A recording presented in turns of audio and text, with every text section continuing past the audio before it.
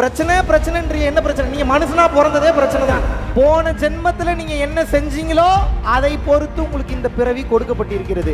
இப்ப பல பேர் கை இல்லாம பிறக்கிறாங்க, கால் இல்லாம பிறக்கிறாங்க, கண் இல்லாம பிறக்கிறாங்க, வீடு இல்லாம பிறக்கிறாங்க, பல நோய்களோட பிறக்கிறாங்க. இறைவன் கருணையானவர்னா எல்லாத்தையும் ஒரே மாதிரி படைச்சிருக்கணுமே, ஏன் அப்படி படைக்கல? பைபிளில் இருக்கக்கூடிய விஷயம், திருக்குறான்ல இருக்கக்கூடிய விஷயம், பகவத்கீதையில் இருக்கக்கூடிய விஷயம், மீண்டும் மீண்டும் பிறப்பாய். அடுத்த பிறவி கொடூரமா இருக்கும். இந்த ஒரு வார்த்தை தாங்க, முன்ஜென்மம் மறுபிறவி பைபிளில் இருக்குன்னு இவர் சொன்னதுனால தான் அந்த வீடியோ நான் போட வேண்டியதாகிடுச்சு. உண்மையிலே பைபிளில் முன்ஜென்மம், அடுத்த பிறவி என்ற காரியங்கள்லாம் இருக்கா? இந்த வீடியோவில் இதற்கு பதிலப்பா. நான் உங்கள் போதகர் Joseph Johnson. Praise the Lord. இந்த வீடியோக்குள்ளாக உங்களை வரவேற்கிறேன்.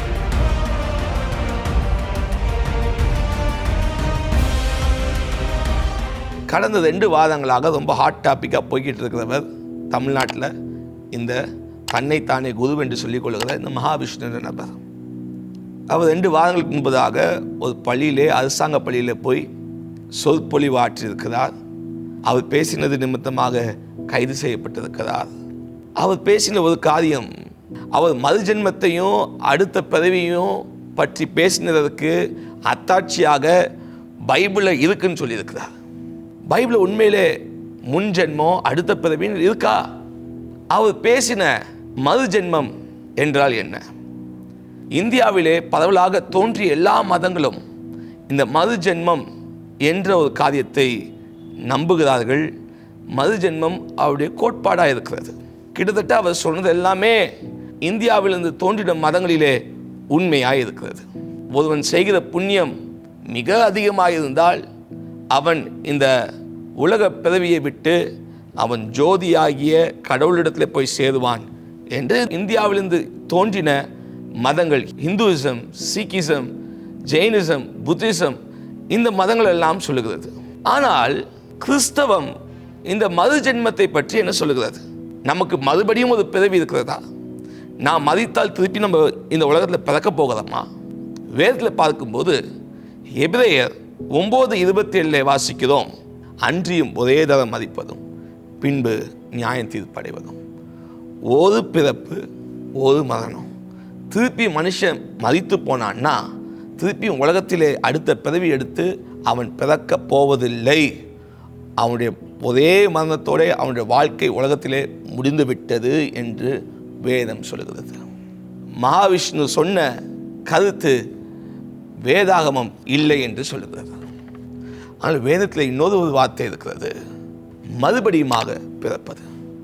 இதுவும் அடுத்த பிறவியும் ஒன்றா? இல்லை. யோவான் 3ஆம் அதிகாரத்தில் இயேசு கிறிஸ்து தெளிவுபடுத்துகிறார். நிக்கோதேம் என்ற மனுஷனிடத்தில் போய் இயேசு கிறிஸ்து சொல்கிறாரு, ஒருவன் மறுபடியும் பிறவாவிட்டால் பரலோக ராஜ்யம் காண மாட்டான். தேவனுடைய ராஜ்யம் என்று சொல்லும்போது கடவுள்கிட்ட போய் சேருகிறது. இந்த உலகத்தில் மதிக்கும் போது தேவனிடத்தில் போய் சேருவது. அப்போது மறுபடியும் இந்த உலகத்திலே ஒரு மனுஷன் பிறவாவிட்டால், இப்போ அவன் கேட்குறான், நான் திருப்பியும் இந்த வயசில் நான் என் தாயின் வயிற்றுக்குள்ளாய் போய் சென்று திருப்பி பிறக்க முடியுமான்னு கேட்குறான் நிக்கோதேமு. அதை இயேசு கிறிஸ்து சொல்கிறாரு, ஒருவன் ஜலத்தினாலும் ஆவியினாலும் பிறவிட்டால் தேவனுடைய ராஜ்யத்தில் பிரவேசிக்க மாட்டான். ஜலத்தினால் என்று சொல்லும்போது ஞானஸ்தானம் கொடுக்குறாங்கள, ஒரு தொட்டியில் தண்ணீர் நிரப்பி ஒருவன் கிறிஸ்துவனாய் மாற வேண்டும் என்றால் தண்ணியில் முக்கி அவங்கள வெளியே கொண்டு வராங்க. அது ஜலத்தினால் பிறப்பது. ஆவியினால் பிறப்பதுன்னு என்ன அர்த்தம்னா, இயேசு கிறிஸ்துவை தங்கள் இருதயத்துக்குள்ளாக ஒரு மனுஷன் ஏற்றுக்கொள்வது. அப்போது இந்த உலகத்தில் வாழ்கிற ஒரு மனுஷன் இயேசு கிறிஸ்துவை தன்னுடைய சொந்த தெய்வமாக ஏற்றுக்கொண்டான் என்றால் அவனுடைய வாழ்க்கை புதிதாய் மாறுது. எப்படிப்பட்ட புதுசாக மாறுதுன்னா, அவன் மறுபடியும் பிறந்த ஒரு புதிய அனுபவம். எந்த அளவுக்கு புதிதாய் மாறுதுன்னா, ஒரு புதிதாய் பிறக்கிற ஒரு குழந்தை எப்படி தன்னுடைய வாழ்க்கையை இந்த உலகத்தில் துவங்குகிறதோ அதற்கு நிகராக இயேசு கிறிஸ்துவை ஏற்றுக்கொண்ட ஒரு மனுஷனுடைய வாழ்க்கை புதிய மனுஷனாக தொடங்குகிறது. அவன் வாழ்க்கை டோட்டலாக அப்சைட் டவுன் மாறுது. அவனுடைய குணாதிசயங்கள் மாறுகிறது, அவனுடைய கேரக்டர்ஸ் எல்லாம் மாறுது, டோட்டலாக மாறுது. கோபக்காரன், விரோதம், இதெல்லாம் அன்பாய் மாறுகிறது. தேவையில்லாத கெட்ட பழக்கங்கள் எல்லாம் மாறி நல்ல மனுஷனாக, சமுதாயத்திலே போற்றக்கூடிய ஒரு மனுஷனாக, திவ்ய சுவாபம் உள்ள மனுஷனாக அவன் மாறுகிறான்.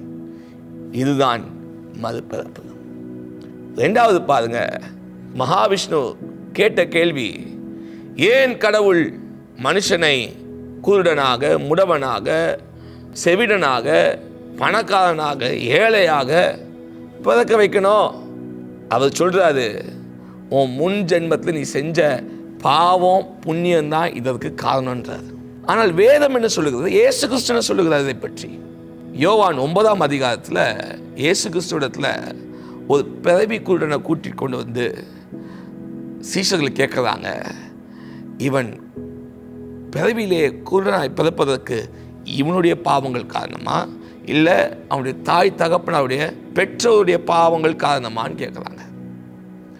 இயேசு கிறிஸ்து சொல்கிறாரு, இவனுடைய பாவமும் காரணம் இல்லை, இவனுடைய பெற்றோருடைய பாவமும் காரணம் இல்லை, தேவனுடைய கிரியைகள் இவனிடத்தில் வெளிப்படும் பொருட்டு இப்படி பிறந்தான்.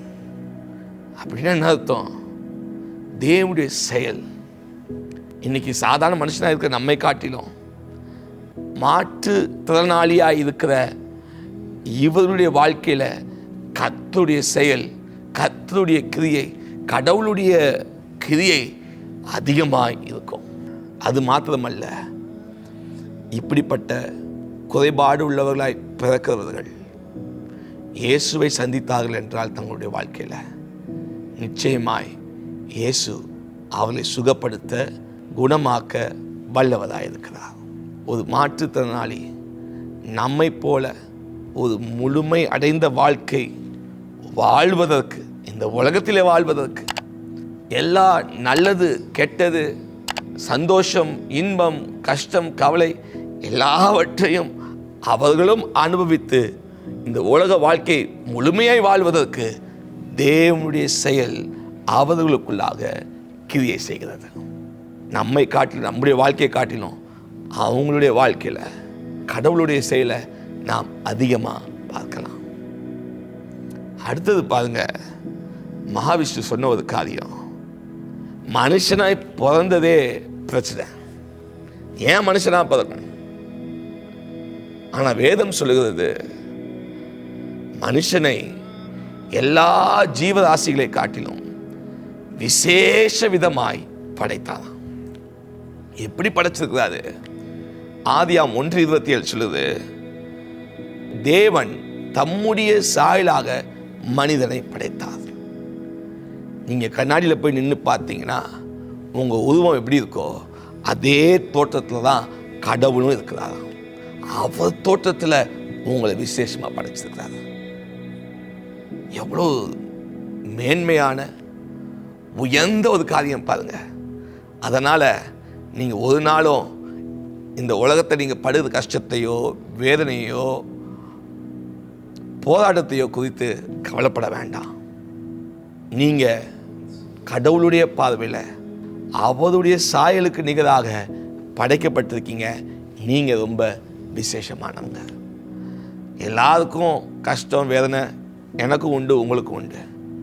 இயேசு சொல்லியிருக்கிறார், உன் பலவீனத்திலே என் பலன் பூரணமாய் விளங்கும்.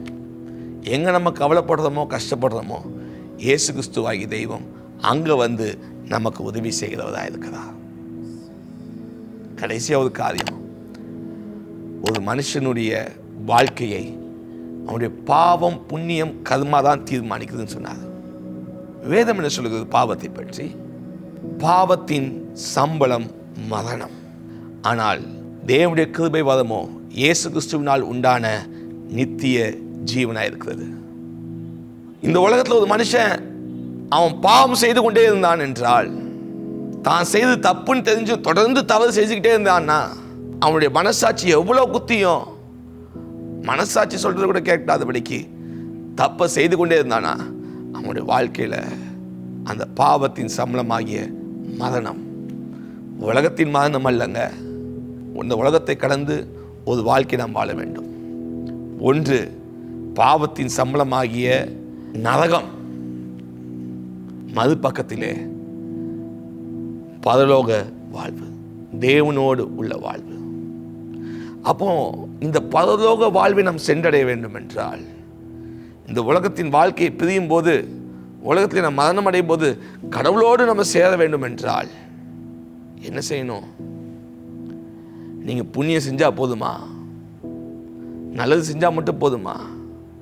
இந்த உலகத்தில் பிறக்கிற ஒவ்வொரு மனுஷனும் பாவியாக இருக்கிறான். பாவ சுவாபம் அவனுக்குள்ளாக இருக்கிறது. அந்த பாவ சுவாபத்திலிருந்து ஒரு மனுஷன் விடுதலை பெற வேண்டும் என்றால், பாவம் செய்யாத ஒரு நபருடைய ரத்தம் அவனை விடுதலையாக்க வேண்டும். இயேசு கிறிஸ்து ஒருவரே பாவம் அறியாதவராக சிலுவையிலே 2000 வருடங்களுக்கு முன்பதாக தன்னுடைய ஜீவனை கொடுத்தார், இரத்தத்தை சிந்தினார். அந்த இரத்தம் நமக்காக, உங்களுக்காக விலைக்கிரயமாக செலுத்தப்பட்டது. இயேசு எனக்காக மரித்தார், எனக்காக ஜீவனை கொடுத்தார் என்று யாரெல்லாம் நம்புதாங்களோ அவங்களுடைய வாழ்க்கையில் அந்த பாவ பழக்கத்திலிருந்து, பாவ சுவாபத்திலிருந்து விடுதலை கொடுத்து நீதிமானாக, நல்ல மனுஷனாக, புதிய மனுஷனாக, நல்ல குணாதிசயம் உள்ள மனுஷனாக உங்களை மாற்ற இயேசு வல்லவராக இருக்கிறார். நிச்சயமாகவே நான் நம்புகிறேன், இந்த வீடியோட ஆரம்பத்தில் கேட்ட கேள்விகளுக்கெல்லாம் உங்களுக்கு பதில் வந்திருக்கும்னு நான் நம்புகிறேன். கர்த்தர் தாமே உங்களை ஆசீர்வதிப்பதாக. ஆமென்.